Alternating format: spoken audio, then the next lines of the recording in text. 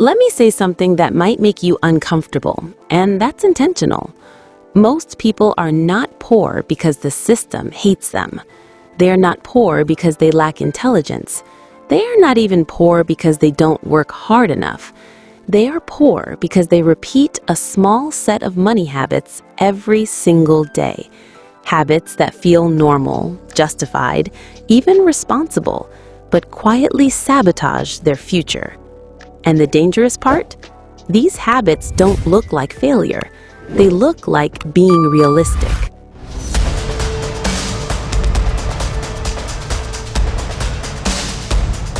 Hi, I'm Claire West. I'm a business advisor, investor, and someone who spent years doing everything right with money and still felt financially stuck. What I'm sharing today isn't theory. It's the hard-earned clarity that only comes after watching patterns repeat in my own life and in the lives of thousands of capable, hard-working people. Let's talk about the 7 money habits that keep people poor, even when their income improves. This is the most deeply ingrained habit of all. From an early age, we are taught a simple equation: work hard, earn more, life improves. But income growth does not automatically equal financial progress. I've worked with people earning 6 figures who live with constant anxiety, zero leverage, and no real control over their time. Meanwhile, others with modest income but strong systems quietly build momentum. Hard work increases income. Strategy determines outcomes. If every dollar you earn requires your continued presence, energy, and time, then your financial life remains fragile, no matter how hardworking you are.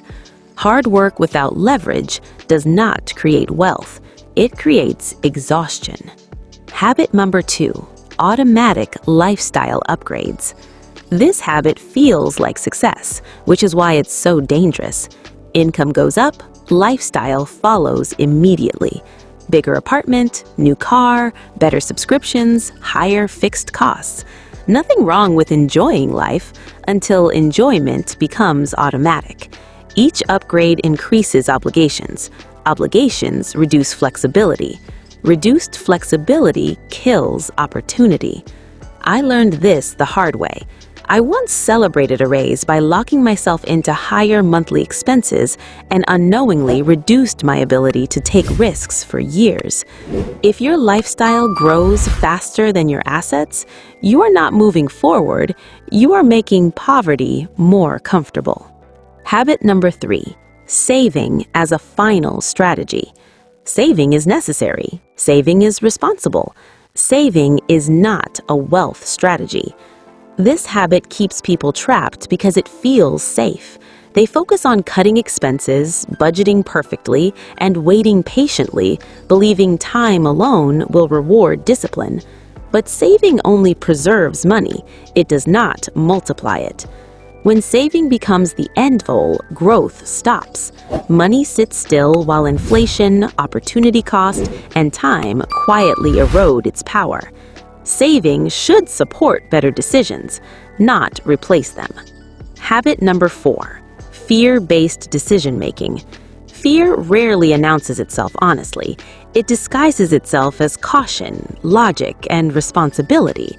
People tell themselves they are being sensible, when in reality they are protecting comfort.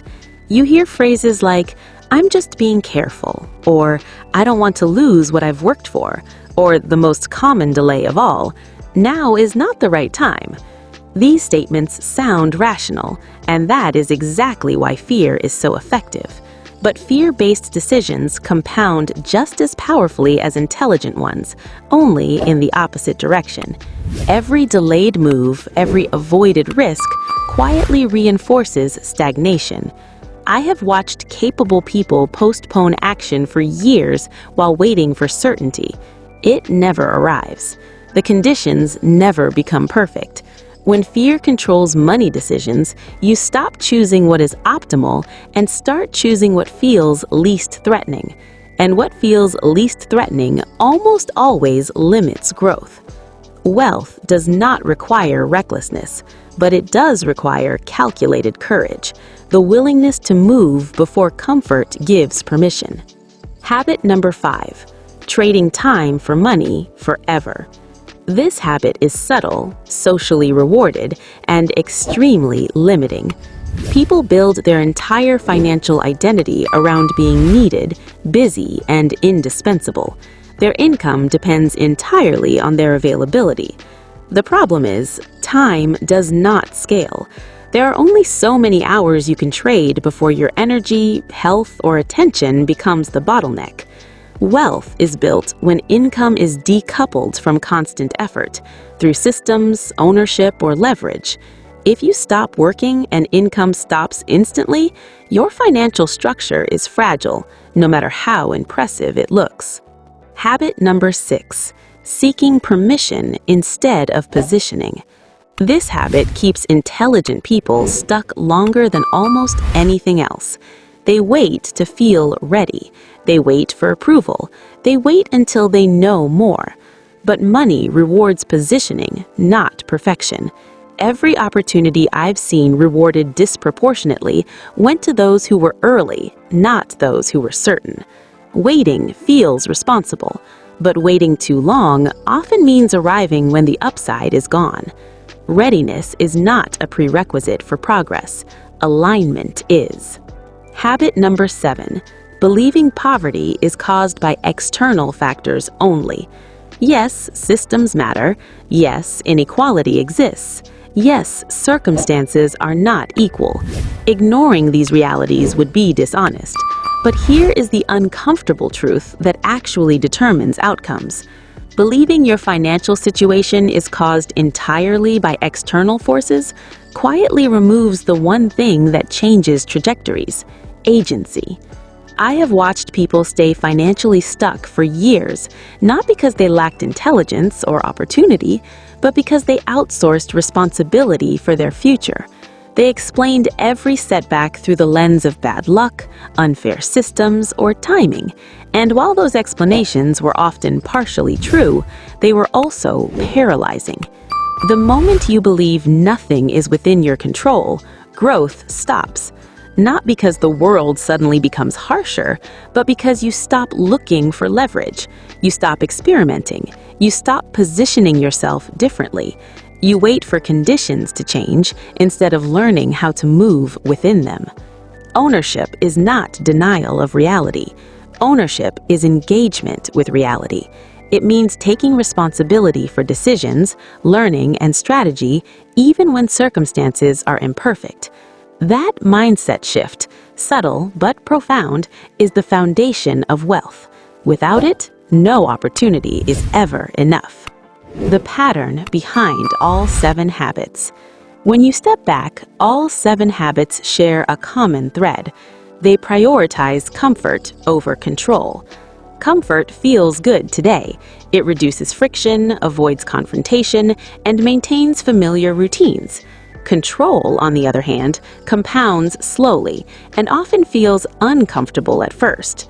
Poor financial habits rarely announce themselves as reckless or irresponsible. That's why they're so persistent. They look reasonable. They sound practical. They feel safe. They align perfectly with social norms and expectations. And because they feel justified, people repeat them year after year, unaware that familiarity is quietly replacing progress. Comfort stabilizes the present. Control reshapes the future. Most people never make that trade consciously, which is why they stay exactly where they are. What actually changes everything? Breaking these habits does not require brilliance, insider knowledge, or extraordinary risk tolerance. It requires awareness and the willingness to tolerate temporary discomfort in exchange for long-term leverage. Wealth is built through decisions that often feel boring, uncelebrated, and invisible in the moment.